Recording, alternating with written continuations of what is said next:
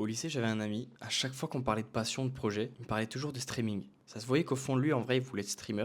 Et moi, à chaque fois que je lui demandais où est-ce que ça en était, il me répondait toujours qu'il y avait un truc. Du genre son PC, il fallait en trouver un nouveau parce qu'il fallait faire tourner les logiciels. Ou alors il attendait un double screen pour voir le chat. Ou maintenant c'est le micro qui allait pas, fallait le changer. En fait, il y avait toujours quelque chose.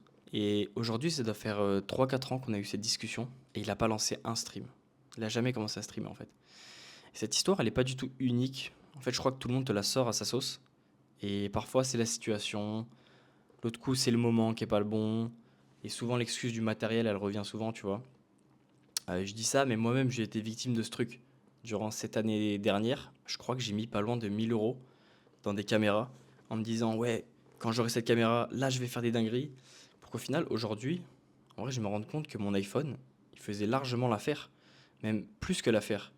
Et que je ne le maîtrisais pas encore. En soi, j'utilisais 40-50% du potentiel de mon iPhone. Mais alors, pourquoi est-ce qu'on fait ça en fait? Pourquoi est-ce qu'on se trouve toujours entre guillemets, des excuses? En fait, la raison, elle est simple, c'est que c'est plus facile de dire qu'on commence pas parce qu'il nous manque quelque chose que de s'avouer que ça nous fait peur de commencer en fait. Ça fait juste peur de commencer un truc qui est nouveau, c'est un peu intimidant. C'est surtout plus confortable en fait, ça protège ton ego et surtout ça remet le problème à un autre moment. Moment qui est d'ailleurs très souvent pas établi et qui n'arrive souvent jamais. Euh, et en fait, c'est plus vicieux que ça, parce que tant que tu te lances pas, ton rêve, tu vois, il est intact. Il est dans ta tête, et tu es encore potentiellement, dans son cas par exemple, le meilleur streamer du monde, ou en tout cas un streamer à succès, ou le meilleur créateur, le meilleur musicien, parce que t'as pas encore testé ta vision, ton rêve, dans le monde réel. Donc, entre guillemets, personne ne peut te prouver le contraire, tu vois. Et il n'y a pas ce moment gênant de l'échec. Sauf que le jour où tu te lances, ce fantasme, il risque de prendre un coup. Le cerveau, il déteste ça, tu vois. Il préfère garder le rêve bien, bien au chaud dans ta tête, plutôt que de le confronter à la réalité. Et c'est pour ça que l'évitement, ça fait du bien sur le moment. En fait, c'est pas vraiment de la paresse, c'est plus de la protection. Mais en fait, au fond, qu'est-ce que c'est? C'est de la peur.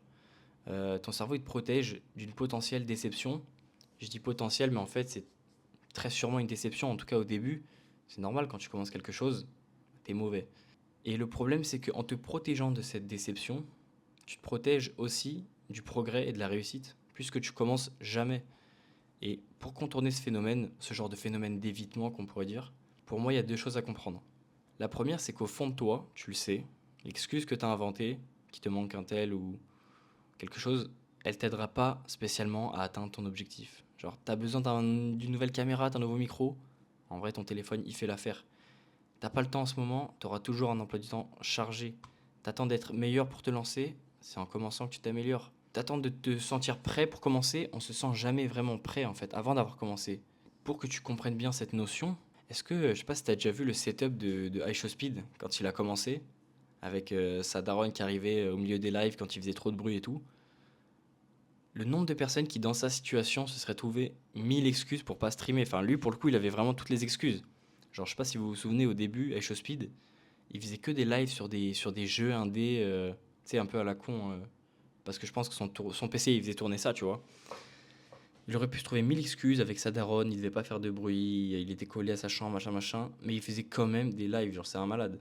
T'imagines le nombre de musiques qui ont été enregistrées dans des placards, avec le micro de l'iPhone, littéralement, mixé genre dans BandLab, pour finir dans le top 100 mondial.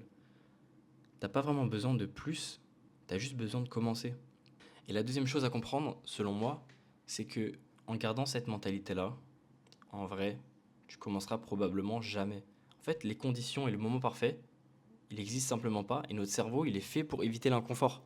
Et crois-moi, s'il veut, il trouvera toujours une raison de ne pas se lancer, même si l'occasion parfaite, elle venait à venir, ce qui n'arrivera pas en réalité.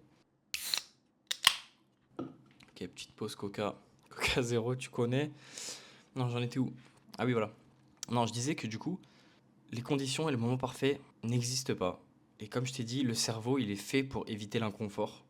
Et je te jure que s'il veut, il trouvera toujours une raison de ne pas se lancer. Même si l'occasion parfaite, elle venait à venir, ce qui n'arrivera pas. Je crois que je le disais dans une autre vidéo, mais je sais pas si t'imagines le nombre de personnes qui ont des idées de business à 100 millions, mais qui le lancent pas juste par la peur et par le fait que quand t'as pas encore commencé, tu t'imagines tous les trucs négatifs qui pourraient arriver. au lieu d'imaginer ce qui pourrait justement marcher. Il y a probablement un genre, je sais plus qui c'est qui disait ça, mais un cimetière d'idées à 100 millions, parce qu'en fait, les gens, ils veulent pas se lancer. Et le cerveau, il est tellement efficace pour éviter l'inconfort que même une idée de business à 100 millions, il trouvera un moyen de te dire que non, en fait, c'est pas une bonne idée, il faut pas que tu commences, tu vois. En fait, il faut que tu acceptes que pour être bon dans quelque chose, tu seras mauvais au début, ce sera chaotique, ce sera pas optimisé, tu vas faire un peu n'importe quoi, ce sera gênant, mais au moins, ça existera en dehors de ta tête. Et de là, tu peux commencer à construire, tu peux commencer à faire les choses tout simplement pour rendre ce rêve réalité.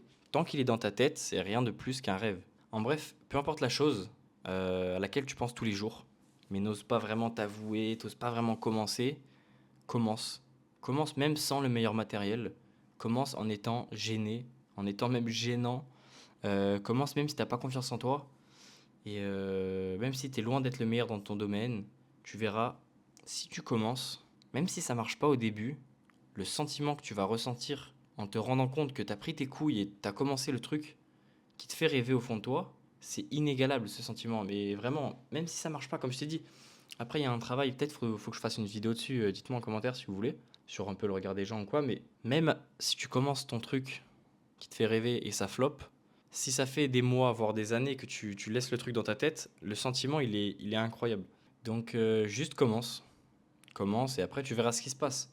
Selon, tu t'adaptes. Mais comme je t'ai dit, si ça reste dans ta tête, de toute façon, c'est rien de plus que des pensées au final. Sur ce, moi, je pense avoir dit un peu tout ce que j'avais à dire. Si tu kiffes ce genre de vidéo, frérot, abonne-toi. Il y en a plein qui arrivent normalement toutes les semaines. Et pareil, si tu as des idées de sujets que tu as envie que je traite en vidéo, quoi que ce soit, une question qui te turlupine, mets-le en commentaire et j'essaierai d'y répondre dans une vidéo. Sur ce, les gars, à la prochaine.